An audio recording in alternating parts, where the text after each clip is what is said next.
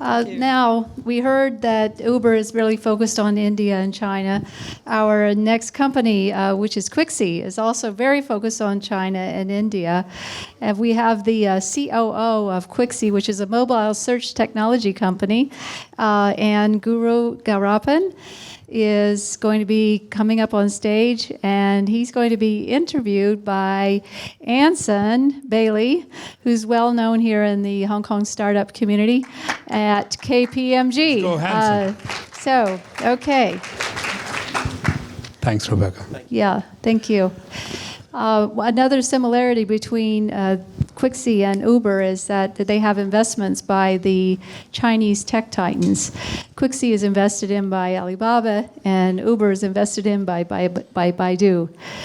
So, Anson, take it away. Thanks, Rebecca. Great to be here at Cyberport. Great to have another Silicon Dragon series, Rebecca. It's been a few years now and going stronger than ever. I'm here with Guru. Yeah, have you realized that you look down the list of names, there's some pretty cool names here today, like Johnny Q, that's a cool name, right? That's a very cool name.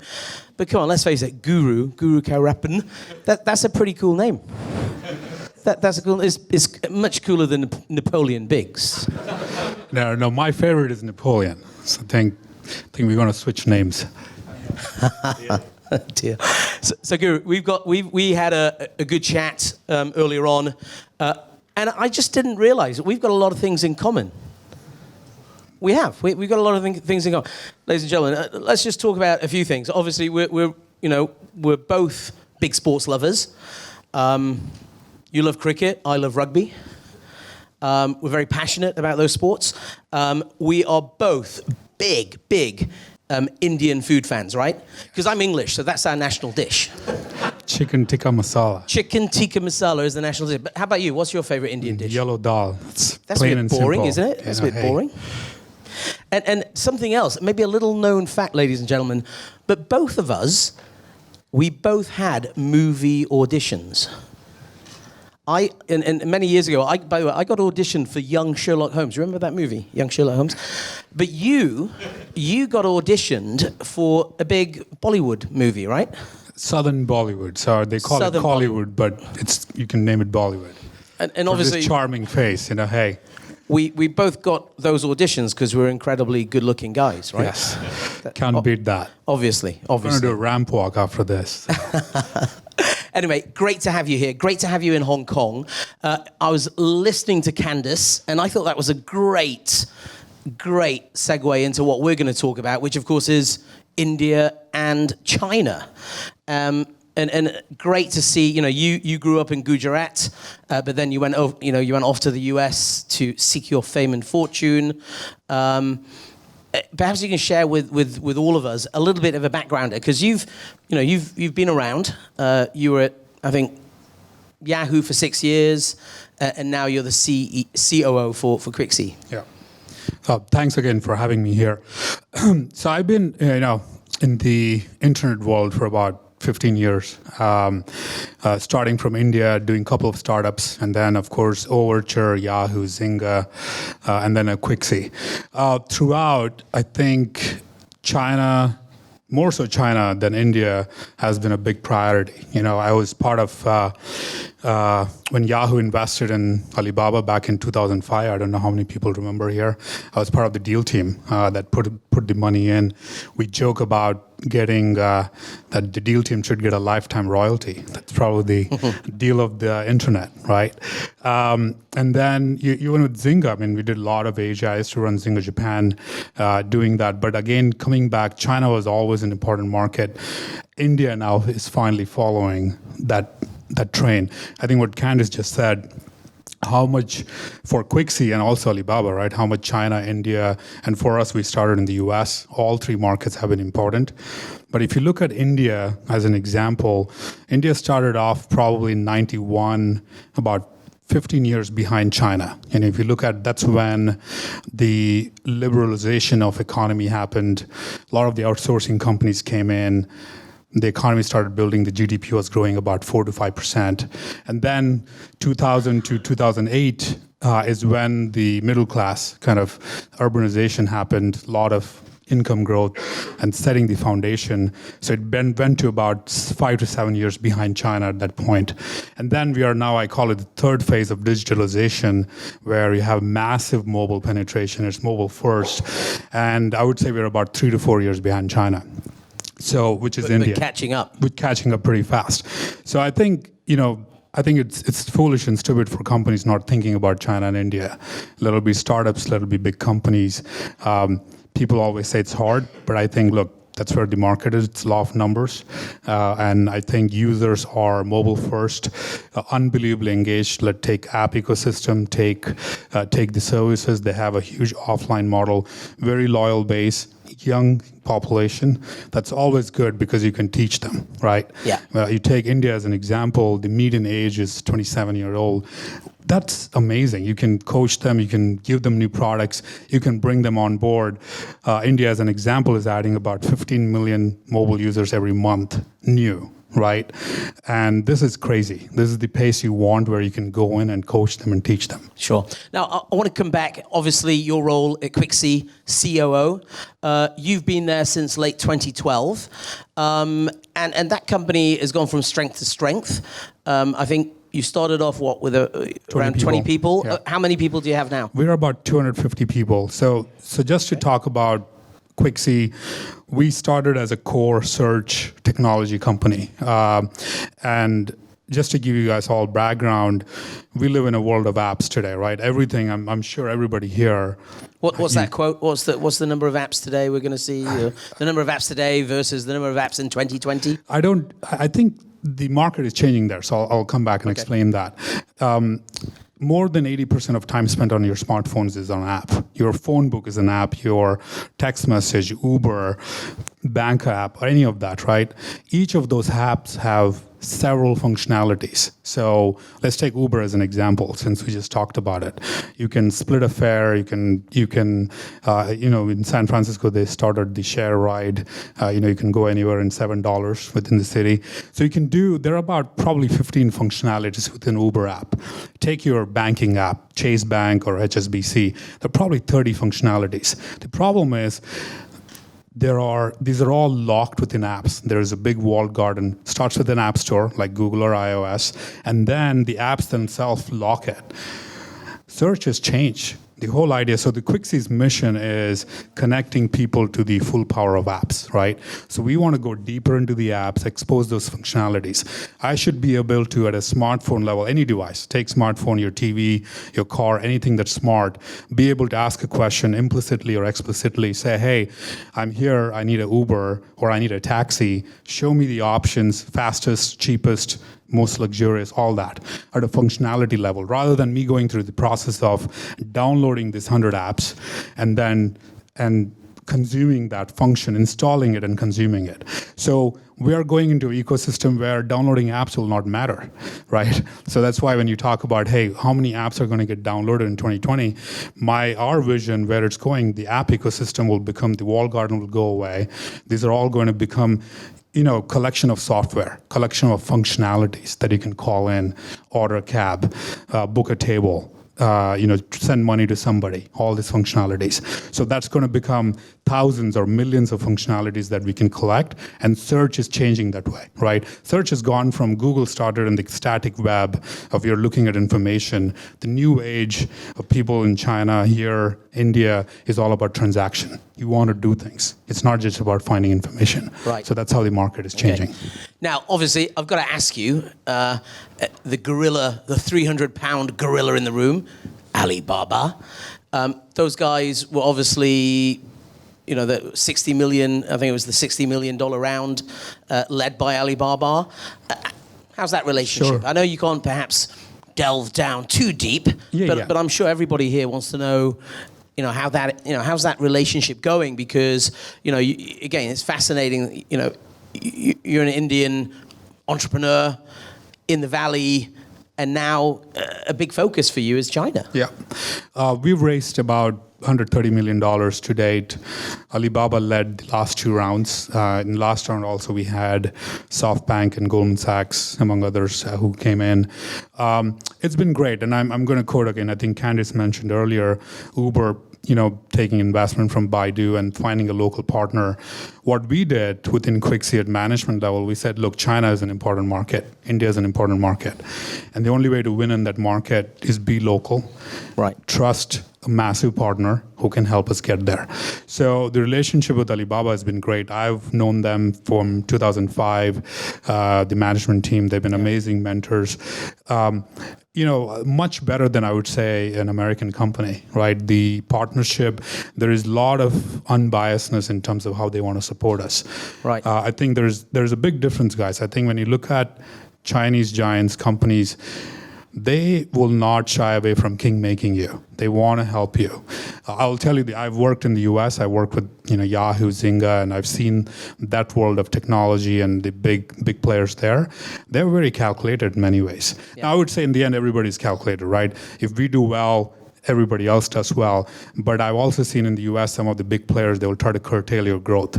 They would not want your valuation to go up because, hey, why do you want to create value for somebody else?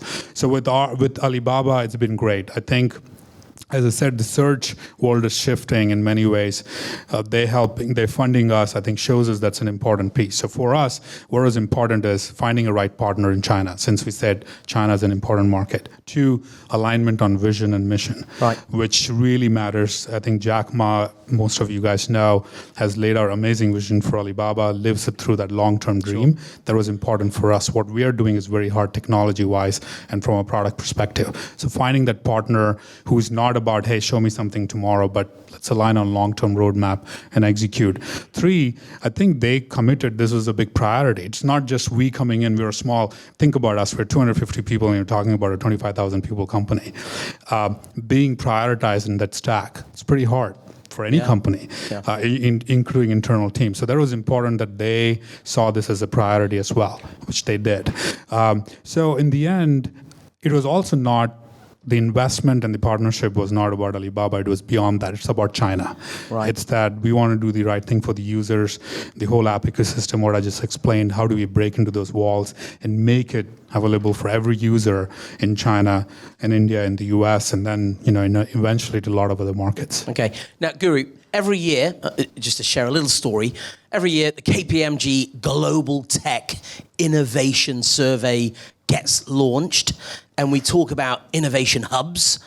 And every year my American colleagues, they're always saying, well, Silicon Valley's here, it's always going to be at the top, forever and ever and ever. Now, what's your take on that? Because I think we are starting to see some interesting innovation hubs develop, and I sense that my personal view is that China is one of those leaders. I kind of wanted to get your views on that. Yeah, I think it's a misconception in many ways. I wrote an article on Wired recently where I said China is leading in innovation in many ways. You look at a lot of the US companies too, even though they're innovating, if you want to call it that way, the markets are big in Asia. Take Facebook as an example. The number 2 market for them is India. WhatsApp, the reason they got the valuation and what they did well is because of India. Yeah. So in the end, any company, it's a combination of technology, product, and marketing, right? You got to get all those three things come together to win in the market. I think China has innovated. Now, of course, there are concerns many times about, hey, things get copied. Things, if you don't do it right. My view is, if you have a great product, great technology, great marketing, and you got traction, and China has led their way. You talk about WeChat, you talk about QQ, all the phenomena that it's created. Even Alibaba, what it does on commerce, nobody's even close, right? I think people don't spend time explaining that really well. So my view is China is already leading. That's kind of my bias, given that I'm operating in that market. India's fast following. As I said, it's 3 years behind. I think right now India is in this hype mode, but it's getting over that because suddenly you have 120 million users on smartphone, which is going to triple in the next 3 years. You're going to see a lot of that innovation. Now, in the end, it doesn't matter if your innovation comes from Valley. You have to still localize for the market. I think Uber has done that in China. We've done that really well. It's about China first or India first. It's not about what we built. So we're not going to see the demise of China and India replacing China anytime soon? No. Not at all. I think there's, probably we have to come back and do another prediction cycle at some point. But right now, I think the market is big enough. I mean, you look at, let's talk about, Alibaba and all the big companies in China. They're focusing on China still, right? That's their number one priority. It's a big market. It's a big market. And they still say they're just scratching the surface, right? I think it's just getting started. So when you look at US is in this optimization mode. Right now, you're milking every cent you can get out of users, right? China, India, you're just getting users on your devices first. Absolutely. So, yeah. And I was in India just a few weeks ago. One thing, there's definitely, there's a buzz, with the new Modi government. We were meeting some very interesting boys and girls from the likes of Flipkart and other people. But there really is a very positive buzz right now in that Indian marketplace. Yeah, and you travel there on a very regular basis. Right. I'm in the region every 2 weeks in China and India, or sometimes 3 weeks, and then. So you're obviously a double platinum card holder. Something. I think I'm going to write a book called. On an airline like United. We should write a book called Constant Jet Lag. I don't know. But India.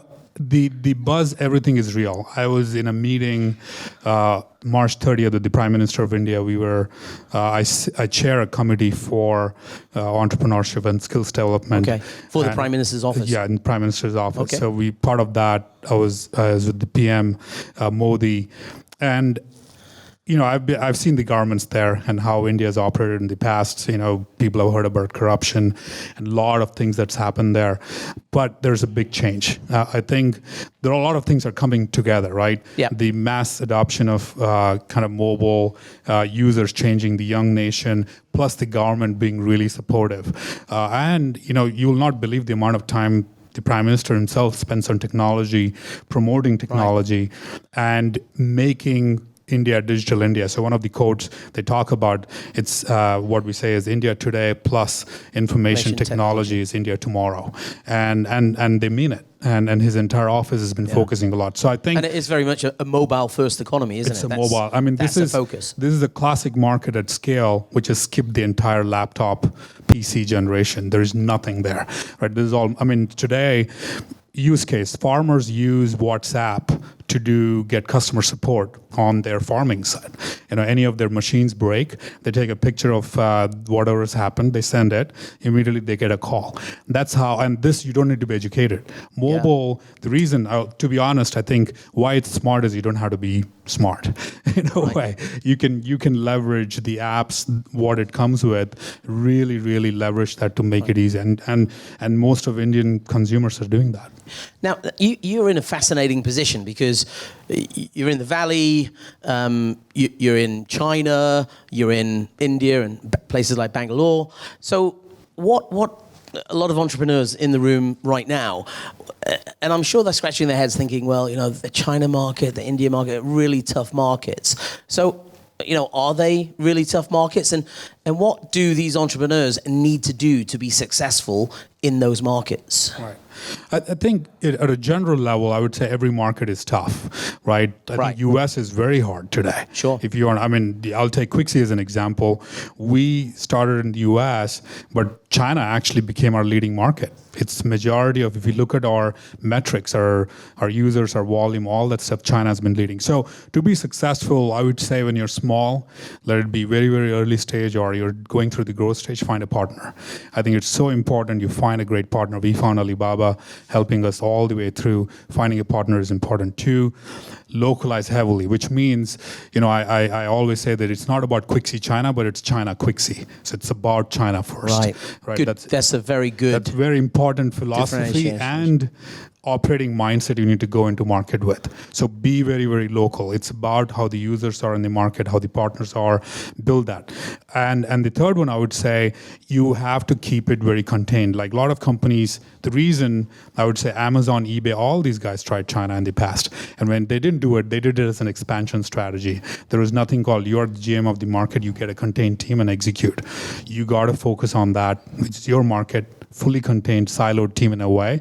Connects to, let's say, Bay Area, but you're leading it. Right. and we care about that. Am I right in thinking you've got a team in Beijing? Yeah, we have about 20 people right now. We'll probably more than double in next 3 to 5 months. That's our goal in Beijing. Of course, we travel a lot to Hangzhou given our partnership with Alibaba, but Beijing is where our base. We are building a small team in Hong Kong as well, more from a business standpoint. We have a team in Bangalore. We acquired a company last year, about 18 people in Bangalore. Okay. And obviously, lots of young, budding entrepreneurs here in this room, and a few older entrepreneurs like Napoleon. But what are your 5 top tips for the entrepreneurs sitting in the room today? Guru? I would say number 1 is customer first. I think anything you're doing, you are touching a customer. Customer first. 2, I would say 0 to 1, which is classic thing. Everybody thinks about scaling immediately. Get your product market fit 0 to 1 right. 3, I would say team and values matter a lot. A lot of companies fail when you don't have the right team, founding team, the value system, what you have there. 4, I would put it under don't have the entitlement culture. I think that takes down a lot of companies. You shy away investors, you shy away partners. Leave your ego at the door, when you come in. So I would definitely say that. And I think the last one is India and China is happening. So do it now. Yeah, India and China is happening. Do it now, ladies and gentlemen. Also, what are some of the top? What are some of the key trends that you're seeing right now in the market that we all need to be aware of? Yeah, I would say, I think the first one, people have been talking about Internet of Things. I think what the app ecosystem and the device ecosystem, wearables, is doing is bridging everything. So Internet of Things is massive. By 2020, around that year, you're going to see about between 30 to 50 billion devices connected. So whoever is in that space, the IoT is fairly big. 2, big data. One of the things we were talking about, big data is going to become your middle management, right? That's your decision-making layer for every company. And there are many ways, analytics, how you show it, how you leverage it at scale. Alibaba is a great example of that. So big data is massive. 3, I think healthcare is, at least in the US, we're finally seeing great traction. There's no valuation hype, but I think they're solving real problem in the healthcare world. I think that's going to catch on fairly big in the next 3 to 5 years. And the last one, I would say education. I know we talk about ed tech in a way. I think universities and college ecosystems are doing poor job training the new and the young to get a job or go and do a startup. So there's a lot of new education technology companies coming up, teaching them the right skill sets. So ed tech will be fairly big. Okay, now we've got to wrap up, probably just 1 or 2 minutes more, but when I was checking you out, I came across a number of interesting articles and they referred to you as the fixer. So what's that mean? Do you take people out, dispose of people? Close enough. In that movie Pulp Fiction, Napoleon? Don't mess with me, right? Cleaner, right? That was the cleaner, not the fixer. No, I think I do get close enough. No, I'm kidding. I think all of this comes to, and this is probably for all the entrepreneurs, I think you have to do whatever it takes to get a thing done, whatever it takes to get it done, right? Whatever it takes. Whatever it takes. Beg, borrow, steal, but don't kill. Okay. But it is important to have that work ethic and attitude. Sure. We are in a world where things we used to change every few years. It went to every few quarters, every few months. Now it's every minute in a way. Yeah. So you have to be that nimble and agile to get things done and connecting people and leaving your ego. I talked about the tip. So I think that's what, whatever they refer to me as, I've been always doing things in a way where you are thrown into a tough problem, you get it done. I don't think there is any word called impossible when you're an entrepreneur. You got to follow that. Great. And I just noticed when you handed over your card, you've got a Chinese name. Yes. So So I've got a Chinese name. My name's Mr. Lee. Your name, it's true. Lee Anson.